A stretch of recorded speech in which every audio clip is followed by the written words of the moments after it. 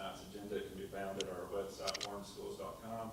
Click under the board tab and under meetings, and you'll be able to see the agenda. So can I get a motion to accept tonight's agenda? Motion.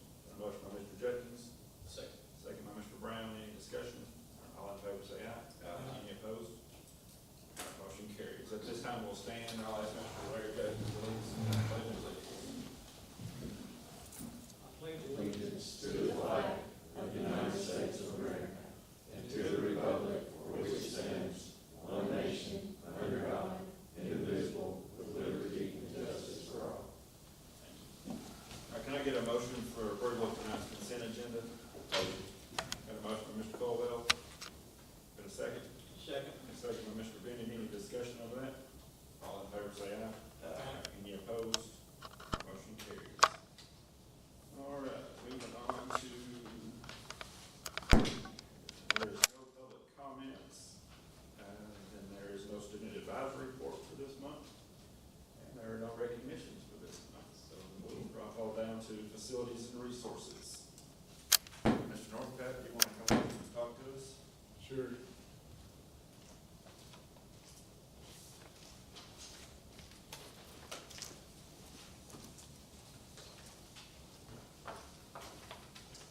Good evening. For the facilities and resource update this month, the first item is the west basement project. I finally got to talk with the fire marshal. I actually met her and her boss over there to look at the project. They did approve the plans, and they gave the contractor approval to start. Now we're starting to negotiate pricing, because with the fire codes and everything, the pricing changed, and we're working through that process to get the pricing in our budget. So that's where we're at on that. The new restroom building at Nunley Stadium is complete. Everything is done inside. All the fixtures are set, everything is stubbed out the wall, and we've got a contractor that's gonna come tie all that in and run it to the city sewer. So that's all we like on that. So it should be up and running by football season. You gonna have room for Do concessions? what? You gonna have room for concessions in that same building, maybe? Not in that building. We have looked about maybe building like a side shed off of that building and maybe doing something, but it's probably not gonna be this year. I mean, right now. With funds and everything and time, it's just not feasible for this going. Well, that's a plus, having restrooms on the Yeah, business. yeah, and, hey, and they are nice. Well, Really, they are. I would want to say, I also want to say too, we had that in the strategic plan, and through David's thinking and a lot of working on the maintenance department, they came up with a great solution that was under budget as well. So appreciate the fact that they were able to put that together, and that'll be a great service to the visitors at Nunley Stadium. It's very cost effective. The sidewalk project is complete. I went up there today and the fencing is done. We were waiting on that, but it was done today when I was up there, so it's good. It's complete. Thank you. Finally, yeah. We started a new pavilion on the playground at West, and they actually poured the concrete today, and that should be a fairly quick project that will move on pretty good. I talked to the contractor today, and he's gonna get material ordered, lumber and stuff, first of next week, so maybe we can get that in there, and that'll go pretty quick. So that'll help them out a lot. Give them some shade and stuff there on the playground. And the sports lighting project that we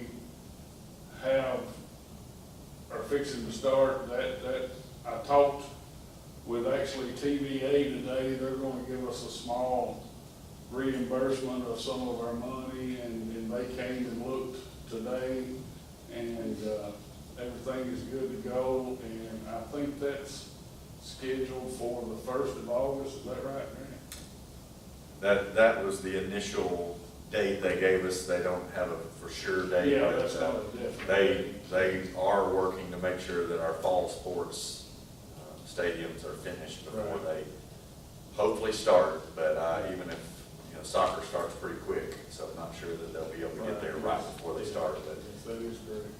sometime between August 1st and August 22nd is what we were told. For everything to be. All 5 fields. Yeah, they said once they get started, they're gonna go pretty quick. Just a matter of days, I think. I believe they're worried a little bit more about Nunley Stadium than any of them, because they're Yeah. gonna have to go from the track and have a crane up to those. And Right.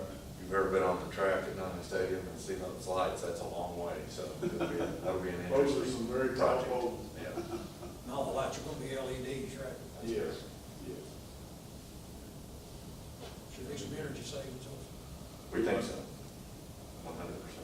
Yeah, yeah, I think that'll be a big improvement to all of our fields, sports fields. One thing, David, I'll say, we did meet with Upland Design last week I forgot about that. to discuss the potential cafeteria expansion at the high school. They're working on some things there, excited about that possibility. The architect is now, he's actively working on the project, so they're going to come back with some initial plans here. There was a lot of ideas floating around there, weren't there? Yeah, I forgot about that, I'm sorry. I talked to, and this has been actually probably a couple of years ago now, to Mr. Bussell from the city about the project that they were gonna do with Bobby Ray. And he said they're pretty close to getting started on that. I don't know if you. They are, he's been Yeah. communicating with us and Bobby Ray. They've gone out to bid through the city, because based on what the plan is, will depend on what all they can do. So they've done a great, we really appreciate the city's been working with us on that. It'll be a great thing right there in the middle of town, that actually will be open to the public. That's one of the things that we worked through with them. Because obviously during the school day, we don't necessarily want access for everybody to be able to get through. And so they worked with us to make sure that there would be some sort of closure, and, but they also included potentially an outdoor classroom for anybody actually to come, any one of our schools if they wanted to come, and the nature trail and all that. So excited about that project. We'll see what the bids look like. when they come They've back. already done quite a bit of prep work, pre-prep work over there, and the middle school too. David, what about you maybe you were ready, one about the bleachers at the high school, has that went out for bid yet? It hasn't. We've been working with a couple of different companies. So one of the issues that we have currently with the current bleachers is that's a big set of one big set of bleachers on both sides. And so how big it is and how heavy it is when you move that out from the wall, that's always caused problems. So in order to bid that out potentially in 2 different sections, it takes a little bit of figuring, for a lack of a better term. So we have not gotten there yet. We're close to being able to do that, but we've not done it. That's like Grant said there, that's a big set of bleachers. And, you know, if you hadn't ever been under it and looked at the structure of it, it's pretty massive.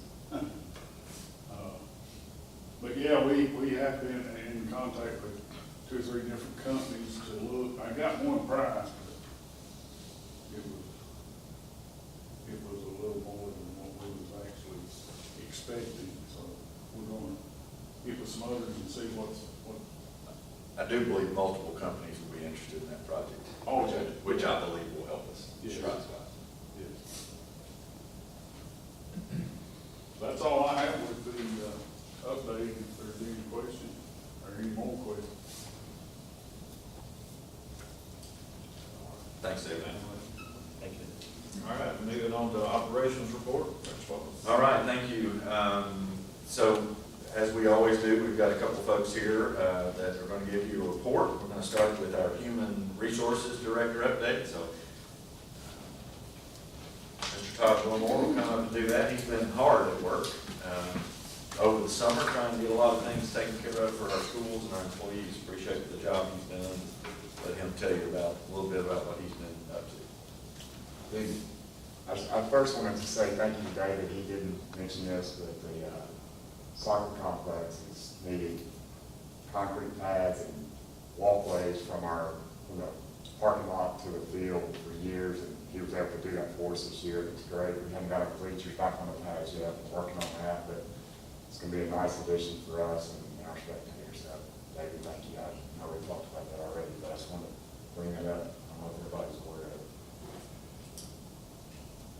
So our department, like every department in our school district, deals with a number of items, but today we're going to focus on one. That's our certified teaching staff and what we've done from the end of school to this point. So I'll just run through that for you real quick. So obviously, there's a number of ways to create positions. One is the obvious, retirements. We'll discuss the number of retirements we had in just a moment. Next would be resignations, obviously. And then we have transfers from school to school that occur quite often. And then lastly, we occasionally will have some funding and new positions created. I didn't happen this year, but that is one aspect that we do. So this year, for when 24-25 was complete, we had 21 retirements. And on that graph, you can kind of see from school to school what that looks like, which schools, had some retirements, and which ones. There's a few obviously that did. So that created 21 positions for us right away that we had to fill. Next, with resignations, you can see up to 27. And it's pretty consistent across the board from school to school. We've got one outlier there with the high school. That's a large building. Coach Bennett knows it's difficult from year to year to keep that staff and update it often like that. So we had 20 transfers this year from either one school to another. This is the schools they transferred from. Again, you can see the graphs and which schools were impacted and how that played out. This is the actual schools they transferred to. So again, 20 from one school to another.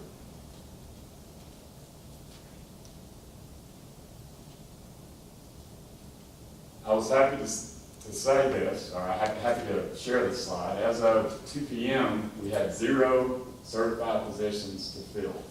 At 4 p.m., we had a resignation come across my desk. So but I feel like we'll get that filled pretty quickly. I've already spoke to the principal. We've gone through some resumes and some potential candidates, so we feel like that'll happen right away. Todd, I'm not sure why people were laughing. I'm not sure that.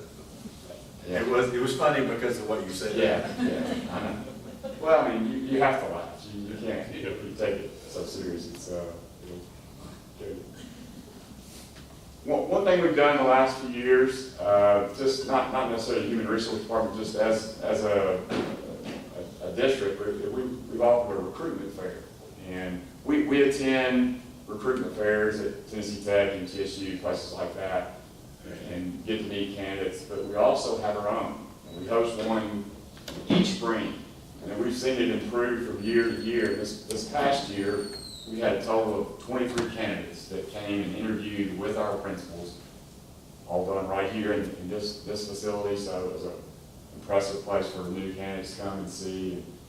We did, I think, principals enjoyed having it here. And it can be intimidating because one candidate is meeting with all of our principals. But we Mike and myself and some others, we meet with them first, try to put them at ease. Just really is more of a conversation than it is a grilling session. But so, having said that, we had 23 candidates this past year, and we've actually hired 13 from that pool. So we feel like that's a very positive point for this for this career fair. And we feel like, actually, one of the resignations I just spoke of, we might even have a 14th from that group hired from there. So anyway, I just want to make you aware of that.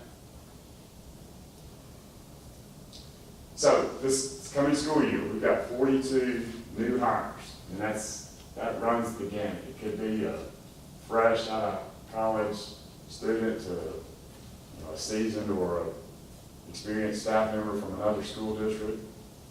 We've even got in that 42, which is, to me, it's kind of exciting. We've got several that were educational assistants in our school district, and they've gone back and continued their career with education. And so to me, that's exciting. It's somebody that worked in our district, liked what they did, wanted to continue working with students and better themselves, and now they're part of our certified staff, which is pretty cool.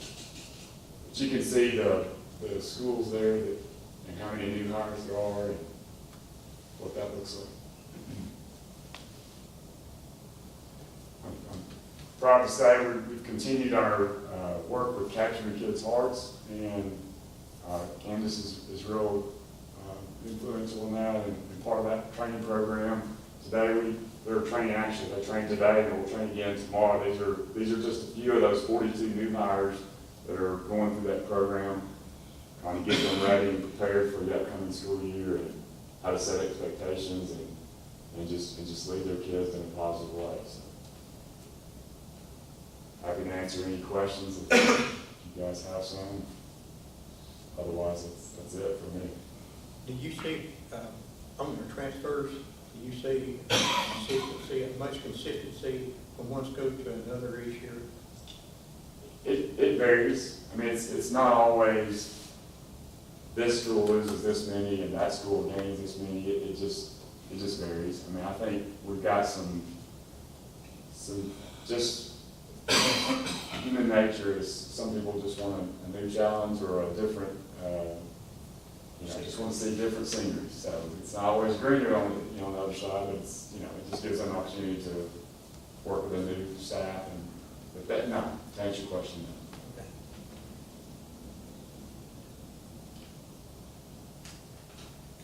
I do want to point out, and appreciate Todd with his update, I do want to point out that I was just doing some quick math when he was saying 42 new hires. With our teaching staff, that's less than 10% that will be new for the coming year, which is down pretty considerably from about 3 years ago. So I will say that that's an advantage for us in our district. And I do believe it's a result of trying to create a culture of people wanting to work here. And Todd's a big part of that, onboarding and providing help to our employees. So appreciate what he does. I'm thrilled with what he said about the job fair. I did not know that number, so I learned something in that and love the fact that we've hired that many out of that job fair. So I think that's something that's worked well for us as well. All right, any other questions for Todd? Man, they're letting you off easy, Todd. Thank you. Good job. All right, so continuing on that thread, we're happy to have Miss Allison Martin here. Allison wears a lot of hats and does a lot of things, and she's going to talk to you a little bit about ESL. And she also directs our summer school program that we just did a lot of work on, or she did a lot of work on, and lots of our staff did. So happy to have Allison here to talk about that. Thank y'all for having me. The first thing I'm going to discuss is ESL updates. This has probably been the biggest celebratory year since I've been in this position. We exited 60 students based on the ELPA exam, and we tested 360, and then after some math, found out that 49% of those met their adequate growth, and that is huge. We were really kind of weary about the new test. We weren't sure because everything went from paper pencil for K3 to everything was online, so kindergartners were having to navigate a test, and they could barely, click a mouse. So we were extremely excited and extremely pleased with those results.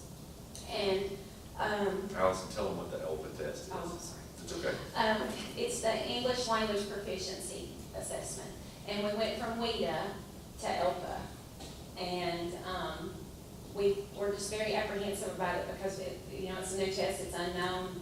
The teachers were nervous and, it just, they blew me away. They absolutely blew me away. And I just want to give credit to all of the ESL teachers and the content teachers because they can't do it without each other. And so if you see an ESL teacher around the school districts, please give them a pat on the back because they work really, really hard. They are a great group. They've been involved in PLCs and ILT meetings and trying to co-plan and co-prep with the coaches, and we're hoping with the new coaches instilled in the schools that that's really going to help push that forward. And the state initiative with the Acceleration for All, we're trying to like unsilo everybody so everybody's on the same page, and I think that that has been a great thing that we've, you know, we really, I guess in Moore County are kind of ahead of the game. When I go to meetings, I feel like we have it going on, and some districts I talk to, they're like, not so much. So everybody should pat themselves on the back for that. One of the little negatives is Title III funding. We're uncertain about that, obviously, but we're just going to keep on and be positive and hope that that money comes in. And if not, we'll just keep doing what we've been doing regardless. So we've just got to keep the kids at the forefront, and that's what the teachers do. And I wanted to invite you all. We have a ceremony. It'll be September 22nd at Warren County High School Auditorium.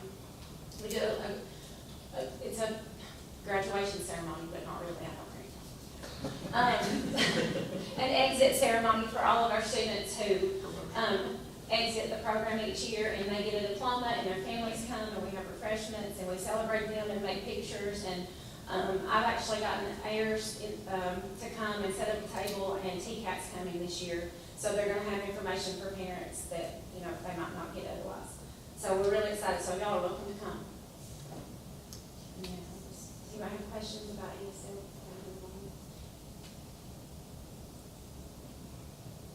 Oh, and we did exit 60 kids, but we have 44 kindergartners getting ready to come in to take their place. So, and probably more than that, actually. That's the number that came through screening. As far as the third grade retention, if they're in ESL, they don't get retained, right?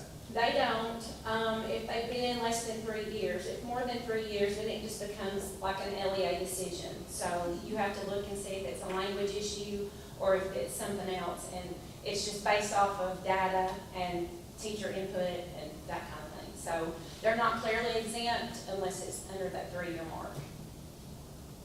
Allison, do we know what percentage, this may be Dr. Swallows, maybe chime in on this too, what percentage of Hispanics make up our enrollment? It's Yeah, like 6%. it's not as high as you thought. Yeah, it's 6%. It's of course, again, you know, English as a second language deals with more than just Hispanics. Sure. So that program, or that percentage is a little higher when you're talking about ESL, but that's one of the things that our report card will come out here shortly, and we'll be able to figure that out. What is our normal Title III funding that we get from federal unit? I want to say anywhere between 40 to 50,000. We don't pay any salaries out of it. It's programs, and one of the programs that we actually brought this year is Summit K-12. It's a progress monitoring program, and my teachers, once we got the results back, we were just racking our brain, not negatively, but just like, what did we do differently this year? Because this is double the number of kids that we normally test out. And almost every one of them said it was that Summit K-12 because it's very rigorous, and so by the time the kids got to this test, it was, you know, a piece of cake. So I'm hoping that we can at least keep that, because it's been very valuable. On that 49% you said had showed after the growth, what does that compare to for the previous years? Or is that? Well, I don't have those Yeah, numbers. that's okay. But the exit numbers double, Okay. yeah. I think we exited 27 last year. So, are there any other questions? Okay, now on to this fun stuff. Acceleration Academy, 2025 went off without a hitch, except for the couple of days that Hickory Creek didn't have air, but Mike and I, well, really Mike, he helped me work through all that, and we made it, but they powered through it. It's not working. Well, it might be me, there. All right, so, I got it. okay. This is just a K-5 daily schedule. If you were here for this presentation last year, I show you this because this is something that we have to report to the state. So they know that the students are getting the allotted time that's required. And then the next slide will be the 6-8, same thing. I think this was the middle schools this year. So in order to get it approved, we have to submit that to the State Department. Again, we had 8 elementary school sites, 1 middle school site. And I think we mentioned this last year, we are one of the very few districts who still, we have a site, or summer school at every site in the district. We're the only district in the Upper Cumberland that does it. So we're very, very blessed. I know that, again, logistically, it makes it a little bit more difficult, but the kids like being in their own school. All right, camp started on June 2nd and it ended June 26th. We did have 2 makeup days. Last year we had 2 makeup days. For that 90% attendance, we only used 1. This year we actually used both of them. But everybody who had to be there, that needed to be there for that attendance policy, showed up and made up their days. So we did that at West Elementary. We didn't do that at every site. We just had 1 teacher and a lead working there to do that. And then there's our projected enrollment. Again, these are numbers that we have to report to the State Department. The 452 was the projected number, and then they always want to know about the economically disadvantaged students. They want to make sure we're serving those, that we give them the percentages. And then the number of students projected to enroll who meet the priority status was 328. Then for the Bridge Camp Rising 4-9, projected enrollment was 470. The number of students projected to enroll who were ED is 314, and the percentage was 66.8. And then the number who were priority was 156. And I compared the numbers from this year to last year, and it was like, I don't know, maybe a difference of 2 or 3, one way or the other. So it stayed very consistent. We had 98 teachers, and again, amazing. They are all, every year it gets better.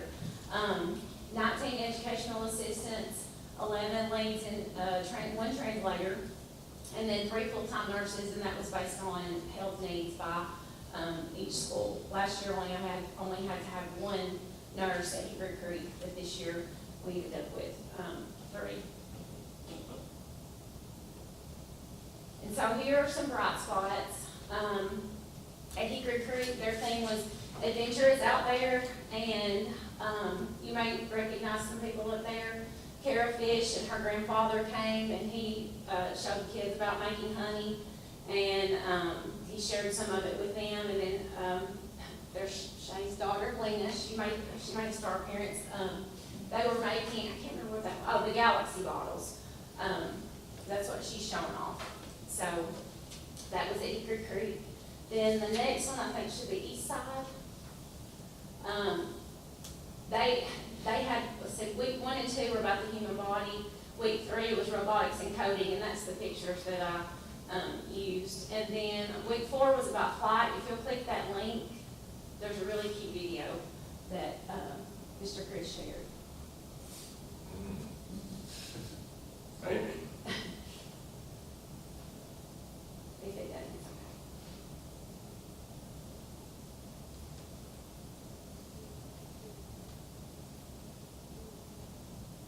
You're testing my It's okay. abilities here, Al.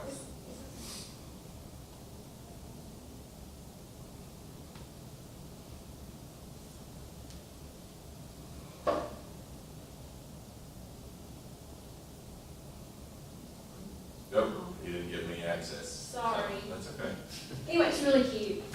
They were doing little balloons that look like rockets, and he does a really great job with the string and stuff out there each year. So that was Mr. Chris Hutchison. This was Morrison, they did Warren County AANL Fair, Academics, Agriculture, and Livestock. Again, you may see some people up there that you know, Marla, and then there's, Fair, I don't know who's. yeah, there's whose daughter Marla that is. Princess up there. Yeah. They did, there was a minute to win it thing, I think is the last picture, and the orange team ended up winning, so they are all holding up their, blue ribbons. They also had Viola's Best Lemonade, ice cream sundaes, and snow cones and slushy, so, they had a full month. There's another princess. Bobby Ray, they did, I don't know that they actually had a theme, but you can see them, they're making their, $1, no, what's it, $1? Yeah, $1 cookies maybe, and then, Miss Southern States is Sadie Debbie's daughter, Macy. She came and read $1 Summer, and, I think that's just them painting. And then the little, next one's Dibble. Tommy Colo got a shout out at Dibble. North Warren Fire Department visited, and this is, they explained the purpose of gear, and included some fire safety, I made slime, tie-dye shirts, painted rocks, and then Tommy discussed the importance of planting and harvesting with the blueberry plant. So again, they had a full month too.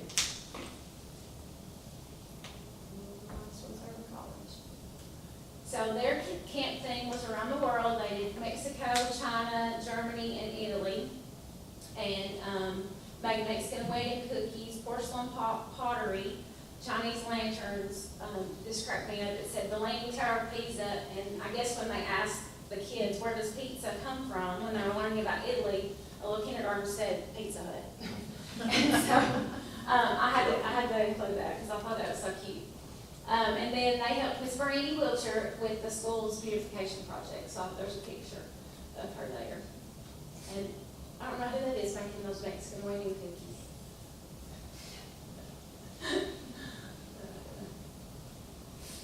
I think that's it. That's it. Y'all have questions?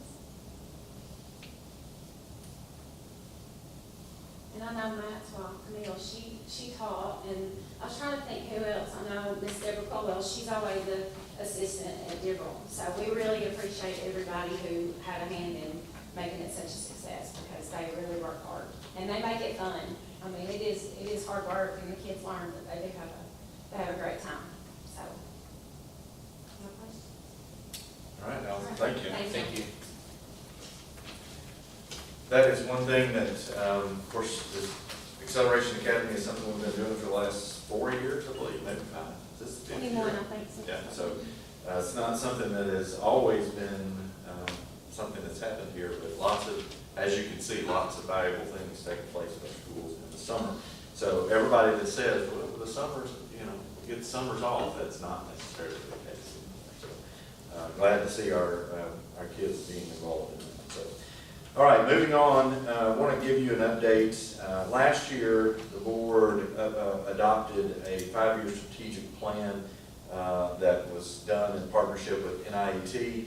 I'll just tell you, over the course of the last year, we have had some things that have come down in the nature of maybe state law or federal law that has asked us to maybe change some of our language that's being used with some of our programs. And so what we did is go into our strategic plan and update that and then give that back to you all for you to look at. That should be loaded if you're following on BOE Connect. You can see that there. One of the things that I thought was interesting, this board just attended Summer Law with TSBA, and one of the presenters or one of the presentations talked about strategic plan being what guides you as you go throughout and as you work for our school district. And so what I want to say first in this is that this is a working document. When you talk about a strategic plan, it's simply something that we put in our beliefs in there, but it's going to be ever changing. But at the same time, we want to make sure that this is something that guides our decisions. And so I do want to say to you that we have updated our mission and our motto. and that we have sharing that with you, and it's on the screen for you as well. Engage every mind, grow every learner, and empower every future. And so that's the language that we are going to use with our employees and what we focus on, because we talk about everything we do starts with engagement with our students, with our teachers, with our community. And so this statement says that right off the bat: engage every mind, grow every learner. We've already talked about that a little bit. We don't leave anybody out. We want to grow every learner from the time they get with us in pre-K all the way until they leave us in 12th grade. Now that's truly graduation in 12th grade. So we want to make sure that we are growing them from the time they enter Warren County Schools, from the time they leave, and then empower every future. And that's something that this board has talked about frequently, and something that we've been working on, is trying to create the next generation of workers in Warren County and provide to them those opportunities that they need in our schools in order to make sure that they are prepared for what that looks like. Now, what you all adopted last year was really 4 focus areas to help us work on that. The first focus area was focused educational opportunities and outcomes. The second one was to enhance student and staff well-being through safe, supportive, and engaging school environments. The third, Todd talked about, and we've already been working on, and we have some data to show that we're being able to do that: recruit, support, and retain high-quality educators and leaders. And then the last one is to foster trust and engagement through communication that informs, involves, and inspires. So those are 4 areas that we are going to spend time working on. I plan to share this with our faculty and staff that are present at our professional development, countywide professional development next Thursday. But wanted to put this in your hands as a board so that 1, you have it and can look over it. But 2, as we start to go through, we've got some retreats coming up. This is something that I hope that you will be able to look at. We will bring this back to our September retreat, talk about it. If there are some changes you want to make, or if there's some things that you want to add, we'll talk about it there again, and then bring back to a board meeting to potentially adopt at that point. But this is the base of the things that we're already focusing on. Understand that there's been a lot of work that's brought us to just simply this base. There's a lot of things that we have to do, whether it's the TISA plan or the school improvement plan or whatever else that goes into this. That's what's led us to this document. I just wanted the board to be able to have this update before we roll that out to our employees in August. So with that, I'll be happy to answer any questions with it. But again, just wanted you to see some of the updates that were really required that we needed to have before we rolled it out.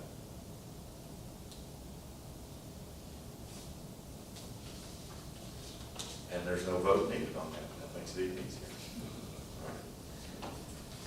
All right, so moving on in operations, let me get back to my sheet here.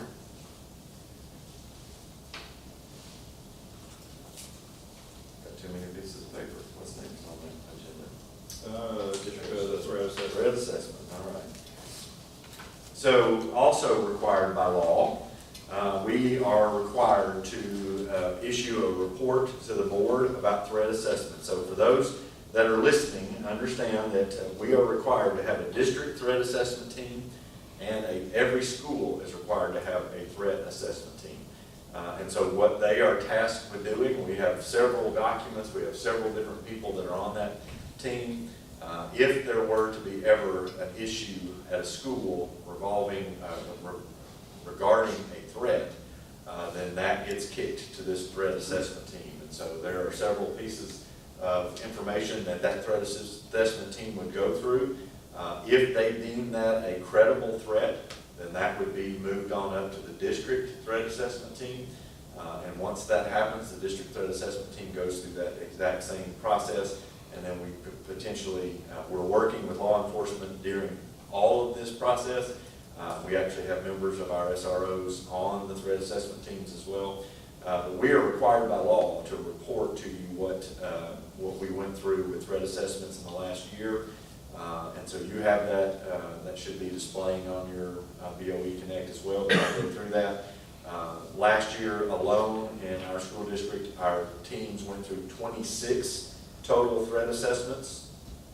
The types of threat assessments that were reported, 23 of those were verbal threats. 1 was made on social media, 2 were written threats. And so again, if a threatening language were used, it came to the team, and if it was ruled out as not credible, then it wouldn't have been used in that number. So these are credible threats that were responded to. You can see there with you the final outcomes for those threat assessments. 5 of those students were suspended from school. There was a student that was expelled from school. 5 students that were placed under protective guidelines. 1 that was given a behavior intervention plan. There was a student that was referred to mental health assessment services. There was a student that was placed in a medical facility, a student that was remanded to the 12 students that were remanded to the alternative education facility. 3 were actually arrested by law enforcement. And so that should total up what we do. So this is not a fun report that we have to do, but I want you to understand that we take this very seriously. We tell our community all the time, and we try to talk to our students about the fact that their language and the threatening nature will not be tolerated, and they will be dealt with. And I think this is evidence that it has been dealt with. We would like for that number to be a lot lower, so we're trying to engage our communities and our schools for them to understand that threatening language will not be tolerated, and there are large repercussions when that is used. So want to brag on our schools and our district threat assessment team for following through with this. Again, I do, Mr. Chairman, need you all to approve this report because it is required by the state. All right, can I get a motion to approve the district threat assessment report? Got a motion by Mr. Judkins, and a second by Mr. Brown. Any discussion over this? Dr. Wallace, is this the first year we've done this, or do we have something compared to last year as far as number-wise? We probably have something that could be compared, but this is the first time we have to get this report approved. Anybody else got any discussion on this? I've been told that this, it appears to be a lot less this year from some administrators in the building, especially at the high school level, simply due to the cell phone policy, the implementation of that. It seems to, I know this is not a good report, as you emphasized, Dr. Swallows, but from what, from the feedback that I've got, I think the cell phone policy is helped with a lot of this. When you say only one that's got social media, there's only one, I think that's a testament. For sure. So what I would say is that still, that number is higher than we want it to be. But I will tell you that actually one district I saw this week has said that they feel like that the cell phone policy that the state has adopted will lead to more threats. But I just have to tell you, I disagree with that. Someone walking up to another individual and saying something to them, I think it's a whole lot harder to do than the keyboard warriors and those that want to text or use social media to do that. So I do think that probably has decreased. I just really, really want our kids to understand that their words mean something and they matter. And so I think we've gotten to a place to where I think they think that they can just say whatever they want to and it's not going to have repercussions, and that's simply not the case. We need to decrease this number drastically, in my opinion. However, for the community members that think that the schools never do anything about threats, I can rest assured that is not the case. Any more discussion over this? All right, all in favor, say aye. Aye. Any opposed? All right, motion carries. All right, thank you. Next item on the agenda is item F, is 2526 General Purpose Fund 141. It's a budget amendment, and it's a line item transfer. And so what we're doing, although it pains me to have a budget amendment in July, this is not something that we created, but the money that the state is releasing for the bonus, they ask us not to put it in line 189. They asked us to put it into line 188. So we have to move it from line 189 to line 188. So would ask that you all approve that in a line item transfer. All right, can I get a motion to budget amendment fund 141, line item transfer number 1? So we had a motion by Mr. Brown, second by Mr. Colwell. Any discussion over this? All right, all in favor, say aye. Any opposed? All right, motion carries. All right, thank you. The next item is item G. That's the budget and fundraising approval for 25-26. If you'll remember, a couple of years ago, several years ago now, we bring to this board asking for schools to submit their fundraisers in July so that you can look at those and approve those for the school year 25-26. We're limiting our schools to 2 fundraisers a year within reason. Sometimes those fundraisers don't go as well as we hope that they would, and then we might have to come back to the board and ask for some leniency there. But what you have in front of you is the starting balance and the estimated revenues from the fundraisers, and then what they are planning to spend the money on, and then what their estimated end balance would be. So I can tell you that schools are dealing with lots of things that the general public is dealing with. Things just cost more these days. I can tell you we have lots of principals that are very concerned about playground equipment, because we've got playground equipment that's getting older, and if you've ever priced a piece of playground equipment, you would be shocked at how much playground equipment costs right now. So we're going to look at that as a district in a way to maybe help some of those schools, or all of our schools with playground equipment. But until that time, all schools don't love fundraising with its necessity, and so asking you to consider approving these budget and fundraisers for our schools. All right, can I get a motion to approve the budget fundraising approval for the 25-26 year? I'll make the motion. Second. Got a second by Mr. Judkins. Any more discussion over this? All right, all in favor, say aye. Any opposed? Motion carries. All right, item H on our agenda is one of the exciting things that you actually approved in May is that a couple of our schools are going to start a history of the Bible course. Warren Connect has worked with a company called BibLit to offer a course would be a virtual course that really goes through the history of the Bible. Now understand that this is a Bible history course. It's not a course that would be offered in any other way other than simply the history of the Bible. But also in that same time, Warren County High School, you approved back in May for them to offer a course that's actually been approved by Tennessee. It has Tennessee state standards. Those state standards should be in your packet. And those standards were approved back in 2009. And so we have actually 4 classes that have made at Warren County High School for this course. So lots of kids are excited about that as well. So what we're asking you to consider tonight is approving that partnership with BibLit for Warren Connect. And then also we are in conversation with a group from the History of the Bible Museum in Washington, D.C. They have a textbook that they have put together that they are piloting, and we're looking through those materials. But we believe that Warren County High School has some interest in using that. Some other school districts around us that are doing this, Coffee County is doing it, White County is doing it. Several people right around us are offering this already. But what we'd like for you to do tonight is just simply give us your blessing as a board for us to continue down that road using those curriculum materials with BibLit and the textbook that is being offered by the Museum of the Bible. All right, can I get a motion for approval of partnership with BibLit for Warren County High School and Warren Connect? Motion. A motion by Mr. Judkins. Second by Mr. Colwell. Any discussion over this?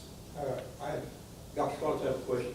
Yes. Will the curriculum be the same for Warren County High School and Connect, it's the same curriculum? No, so Biblet has a company they've worked through over the course of the last few years. Actually, they've done this in Chattanooga for 15, maybe longer than that. And so they have a strictly online curriculum, which we feel like fits Warren Connect, obviously. But at Warren County High School, this pilot would be with a textbook and something that would be in person. So we're interested in looking at that. Coffee County's actually shared some of the things that they do in person as well. So we think it might be a nice mix to be able to see exactly what's going to happen, and then we can back up and see what works best for us from there. We know, would this be in place for like Warren Connect for starting this year and high school as well? Or? Yes. Okay. Yeah. We are planning, provided you give us permission, we're planning for those courses to be offered this fall. This has no connection to LifeWise, right? No, sir. So another good question. This board has considered LifeWise, which is the religious release instruction. LifeWise has got a community group together. They are actually working. They've hired a full-time employee. They're ready to roll theirs out as well. But again, that is LifeWise, and this is actually Warren County Schools. I know that it's, I know that we've been compliant with this, and I know that it had been vetted by our good buddy Chuck Cagle and Scott Bennett and Willis Thompson. That's for right. their approval. Yes. So, Yeah, to Mr. Bennett's point, this is not something that's brand new. Lots of districts have been doing this.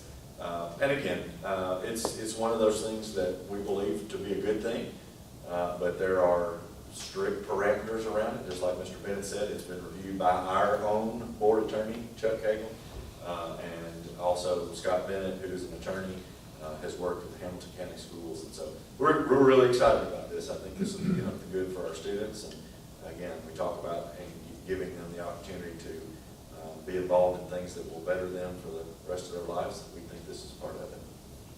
Well, I think it says a lot. You've already got 4 classes full at Warren County High School. That shows you the interest that these students have got.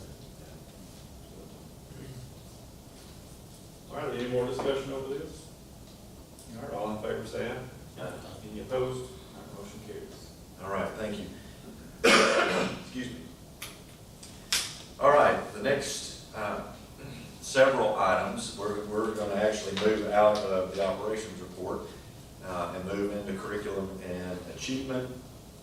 And so, got several board policies for you to consider, and so we'll move right into, this is number 10 on your agenda. Item A, which is policy 4.601. This policy requires us, as dealing with reporting student progress and conferencing. You'll see with the red line item on your board policy change, it says student progress reports shall indicate that students conduct and include, or indicate the student's conduct and include information on attendance, academic progress, and other information necessary to communicate effectively with parents or guardians. The biggest change that I think you all need to be aware of and our community needs to be aware of is that we have not been reporting the student score on the universal screener, and that now by law is required to be put on the report card. So we've been working on that. We'll have that ready to go by the time the first report card comes, but this policy 4.601 is simply reflecting that those things need to be on the report card. And again, this is from your TSBA policy recommendation. I am asking, because we didn't have this information at our last board meeting, we would like to ask that these policies that you consider on first and only reading. So if you feel like that you will pass this policy, I'd like to ask that you put in your motion that this policy pass on first and only reading. All right, can I get a motion for approval for first and only reading for policy 4.601 for reporting student progress and conference? so moved. Got a motion by Mr. Bennett, Second. second by Mr. Brown. Any discussion over this? All right, all in favor say aye. Any opposed? All right, motion carries. All right, thank you. So item B is policy 5.119. This is dealing with employment of retirees.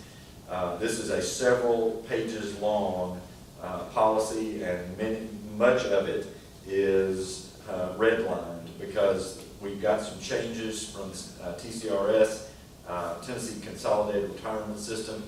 Basically what they're doing is asking us to make sure that we have in our language the fact that retired members must have a bona fide separation of service. So if an employee decides to retire, but they do decide that they want to come back, and if you, obviously you've kept up over the last few years, there are more ways than ever for an employee after they retire to potentially come back and be still employed.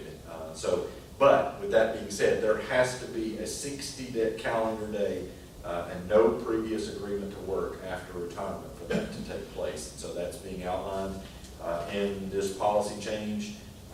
There's also one big policy change that I think needs to take place, is that employment contracts for up to 120 days. We are posting those on a yearly basis, so you probably saw a number of positions that were posted that were already being filled by retirees, but we had to post those once again. Excuse me. My apologies. But several things that are put there. Happy to answer any questions. But again, policy 5.119 is being updated to really update what the law change reflects. Can I get a motion for approval and adoption on first and only reading for policy 5.119? Got a motion by Mr. Brown, second by Mr. Colwell. Any discussion over this?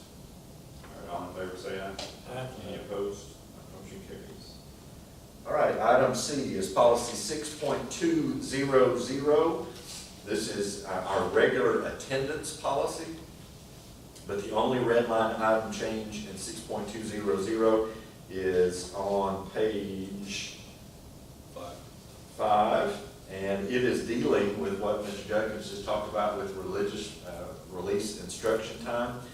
The law now requires that any person that is involved in that, they must comply with the background check requirements outlined in state law. So there's some things that have been updated, and again, based on the state law requirement and for your approval. All right, can I get a motion for approval and adoption on first and only reading for policy 6.200? Motion. Motion by Mr. Judkins. Second by Mr. Bennett. Any discussion over that? All right, all in favor say aye. Any opposed? All right, motion carries. All right. Item D is policy 6.303. This policy was formerly titled Interrogations and Searches. It has been renamed Questioning Students and Searches. State law now requires and says, per state law, that the school principal shall authorize all searches. Now, you'll remember, for those of you that were able to attend the TSBA training this past weekend, this is something that TSBA spent a lot of time talking about. Again, the burden of proof for an SRO or a school administrator are different when talking about searches. And so this is really outlining what can be done by a school administrator, and that the school administrator should lead any kind of search that takes place in a school building. But there's also a requirement by law now that those school administrators are trained to do those searches. That training is supposed to be provided to us by the Department of Education. Up until this point, we don't have that yet. Excuse me, I apologize.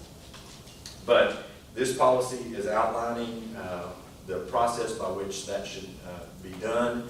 Once that training has taken place, then the school administrator would be the one that takes the lead in dealing with these searches. So happy to answer any questions about that, but again, this is policy, getting our policy up to date with the state law. All right, can I get a motion for approval and adoption on first and only reading for policy number 6.303? Motion. Got a motion from Mr. Colwell. I'll second that. Any discussion? Do you have any kind of timeline on when that training will be provided? Because get down the wire here. Mike, is there any, you received it? No. No, is the good answer. We were told this weekend that they were in the late stages of developing it and that we should have it soon, but we do start school a week from tomorrow. It kind of plan, or like, how are we covered up until that point? Well, so ultimately, we have the opportunity to do it the way we've always done it, but at the same time, we do feel like that the training is required as the language of the law states. We can probably do something on our own, but at the same time, they are supposed to provide it, and we feel more comfortable with them providing it. I do believe they will get it to us within the next couple of days, and we'll get that to our administrators and take that. And again, I would hope, let's just hope and pray that we don't have to do any searches in the first couple of days of school. How about that? And one thing that was mentioned for those of us that were there, that we're gonna have two people at each school in case the administrator's gone, we'll have backup. That's correct. So remember, it doesn't say school principal, it says school administrator. So somebody licensed as a school administrator can do that, but we will have that defined, and again, that's in our policy. Any more discussion on this? All right, all in favor, say aye. Any opposed? All right, motion carries. All right, so the next item is policy 6.304. This is item E. Only one thing is added, and that's including the definition of anti-Semitism that's found in policy 4.100 that you considered the last time. So only one statement that's being added. All right, can I get a motion for approval and adoption on first and only reading for policy 6.304? So moved. And a motion by Mr. Bennett. I'll second that motion. Any discussion over this? All in favor, say aye. Any opposed? Motion carries. All right, thank you. Item F is policy 6.3041. That's Title IX and sexual harassment. The only update to this, and I should have already done this, but Paige Chastain is sitting in the back, and Paige is moving into our legal compliance coordinator position. And so this policy is simply updating the language from Robin Phillips to Paige Chastain. So one, we want to welcome her and glad she's here. But the second thing is for you to consider updating the coordinator language of Title IX to Paige Chastain and her contact information. All right, can I get a motion for approval and adoption on first and only reading for policy 6.3041? Moved. Motion by Mr. Brown. I'll second that. Any discussion over this? All right, all in favor, say aye. Any opposed? All right, motion carries. All right, item G is policy 6.312, and if there's a policy that's probably well known by this Board of Education, it's this one. This is the restriction on student possession and use of personal electronic devices. I can just tell you that I can't tell you how many phone calls I've gotten this week alone from school districts throughout the state saying, what in the world are you all doing with student electronic devices? And so spent a lot of time talking about this.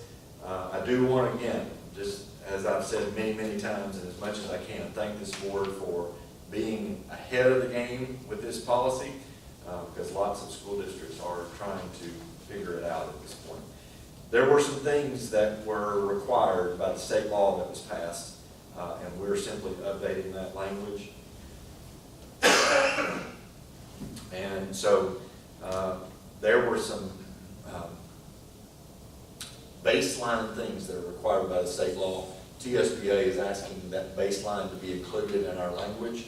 For example, the state law says a student may be permitted to utilize a wireless communication device under the following circumstances: in case of emergency, number 2, when authorized by a teacher, to manage the student's health, and then number 4 is when the possession or use is required by the student's IEP, and number 5 is when the device is being used with a student with a disability for the operation of assistive technology to increase, maintain, or improve the student's functional capabilities.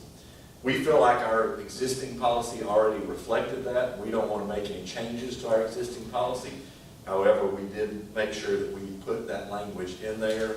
For an example, number 2, when authorized by a teacher, we are going to require as a district, or actually we're asking you to approve, that we require that it will have to be with prior authorization from the principal, and the procedure would be that they would need to check with me before they give that authorization.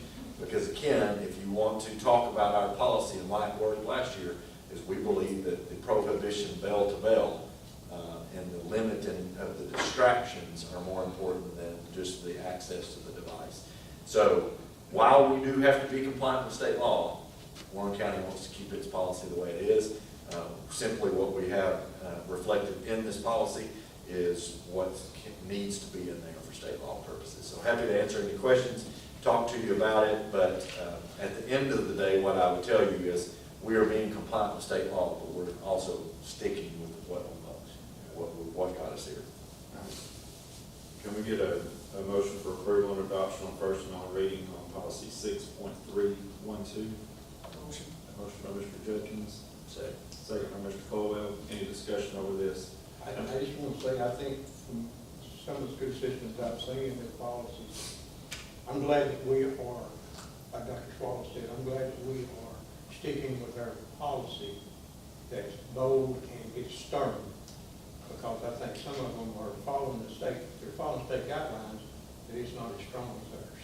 Well, and that's one thing that was said up there, if you remember, this past weekend at the conference, that this was kind of a minimal thing that the state said, and they said anything we wanted to do above and beyond, we're more than welcome to. So I'm like you, I've talked to several board members from different counties, and they were kind of worried about this new language. Some of them had already had our policy kind of guidelined out, and they were kind of afraid of this new stuff in the state. And I was trying to explain that, this is going to be minimal. You can go above and beyond this. I think some of the language is a little bit gray, but as they told us that we're free to make this our own. So I think we're, again, Dr. Swallow, we pioneered this throughout the state, and it's showing. So I'm proud of everybody that was part of that. So. All right, any more discussion over this? All right, all in favor, say aye. Aye. Any opposed? All right, that motion carries. If I can't get through the next couple, I think I tell you to do it. All right, let's see. We are on policy 6.411. That's student wellness. Basically, what we're doing is updating our language with our school health advisory council and some of our fundraising. We talked to you about last time the fact that coming next year, we will not be able to serve any foods that have red dye 40 in them. But really probably the one that's going to hit us the most this year that has to be a part of the policy is the recess law that's going to be facing our schools. Basically, what state law requires is that unstructured physical activity periods shall be offered in addition to the school's district's physical education program. Elementary schools shall receive a minimum of 40 minutes of physical activity each school day. Middle and high schools shall receive a minimum of 90 minutes of physical activity each full school week. And so the law actually says physical activity will be conducted outside if weather permits. Walking to and from class, time spent on an electronic device, and time spent in physical education class does not count for the purposes of this. So what I would say to you is that I don't think anybody disagrees with recess. We all like recess. We probably would all like to take a break and go outside right now and play. But nevertheless, the issues that we have in front of us are we already have a full school day of lots of things that are taking place, and so our schools are working really hard to make sure they're in compliance with this, and they will be in compliance with this, and again, we'll make sure that we take care of it, but it's got to be implemented into school board policy, so that's what we're providing for you tonight.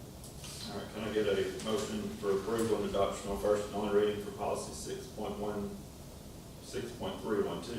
It's actually 6.4. Oh, yeah, policy 6. Let's just start it over. Can I get a motion for approval and adoption first and only reading for policy 6.411? Please. You got a motion by Mr. Brown? I'll second that motion. Another thing that was interesting in this new law is on page 3, lines 11 and 12, that physical activity cannot be withheld from a student as a form of punishment. So I think that was, something that's might be a little more difficult too for some teachers. Yep. So, Well, and again, I just would say about that, you know, teachers do not want to withhold recess from anybody. no, But sometimes students need a little motivating. And recess was a big motivator. So with it being in state law, with not being able to do that, I do agree, teachers are going to have a harder time. But what I know about teachers and educators is they will figure it out.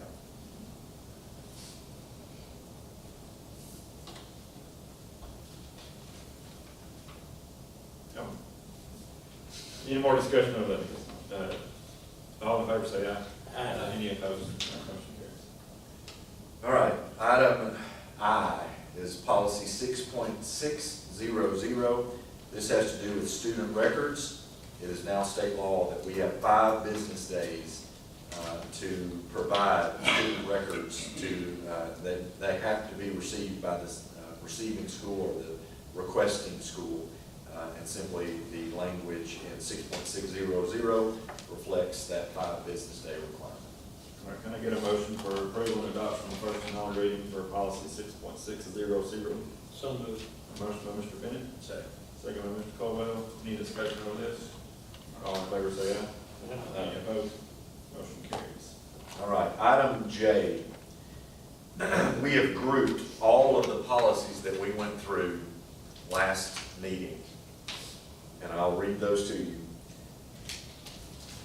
Policy 1.901, charter school applications, 1.903, charter school oversight, 1.905, charter school renewal, 1.906, charter school revocation, 3.202, emergency preparedness plan, 3.204, threat assessment team, 4.100, instructional program, 4.212, virtual education program, 4.403, library materials, 4.406, use of the internet, 5.110, compensation guides and contracts, 5.305, family medical leave, 5.500, discrimination or harassment of employees, 5.701, substitute teachers, 6.304, student discrimination, harassment, bullying, cyberbullying, and intimidation. All of those policies were considered on first reading in the June meeting. They are grouped together for your approval tonight on second reading. Once that happens, they will become policy if you consider those tonight. All right, can I get a motion for approval and adoption on second reading for the policies? Motion. Got a motion by Mr. Jenkins. Second. Got a second by Mr. Bennett. Any discussion on this?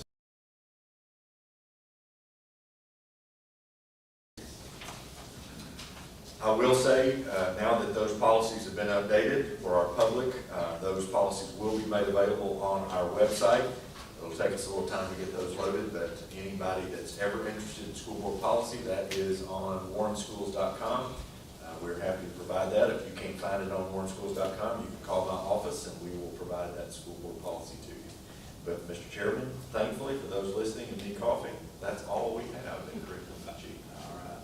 Moving on to other business, I got a couple of questions, and you might, I should have jumped in earlier, but do we have an update like on the third grade retention law percentages, number wise? We have those. I was not prepared to bring that tonight, but I can do that in our August meeting.